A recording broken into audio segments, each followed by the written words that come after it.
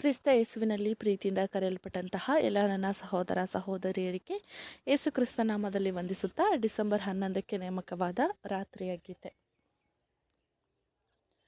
ನಾನು ಮಾಡುತ್ತಿರುವ ಈ ಕೆಲಸಗಳೇ ತಂದೆಯು ನನ್ನನ್ನು ಕಳಿಸಿದ್ದಾನೆಂದು ನನ್ನ ವಿಷಯವಾಗಿ ಸಾಕ್ಷಿ ಕೊಡುತ್ತದೆ. ಯೋಹಾನನು 5ನೇ ಅಧ್ಯಾಯ 36ನೇ ವಚನ.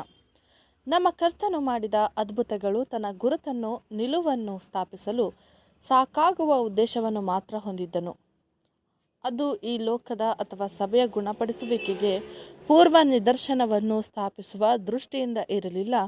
ಕರ್ತನ ದೊಡ್ಡ ಗುಣಪಡಿಸುವ ಸಮಯವನ್ನು ಸತ್ಯವೇದದಲ್ಲಿ ಮರುಸ್ಥಾಪನೆಯ ಯಥಾಸ್ಥಿತಿಗೆ ತರುವ ಸಮಯಗಳು ಎಂದು ಗೊತ್ತು ಮಾಡಿಸಲಾಗಿದೆ. ಆ ಸಮಯಗಳು ಬಂದಾಗ 1000 ವರ್ಷದ ರಾಜ್ಯವು ಸ್ಥಾಪಿಸಲ್ಪಟ್ಟಾಗ ದೇಶಗಳ ಜನರ ಗುಣಪಡಿಸುವಿಕೆಯು ದೊಡ್ಡ ಕೆಲಸವಾಗಿರುತ್ತದೆ. ಮತ್ತು ಇದು ಶಾರೀರಿಕ ಗುಣಪಡಿಸುವಿಕೆ ಮಾತ್ರವಲ್ಲದೆ ಮಾನಸಿಕ ಮತ್ತು ನೈತಿಕವಾಗಿ ಗುಣಪಡಿಸುವುದಾಗಿದೆ.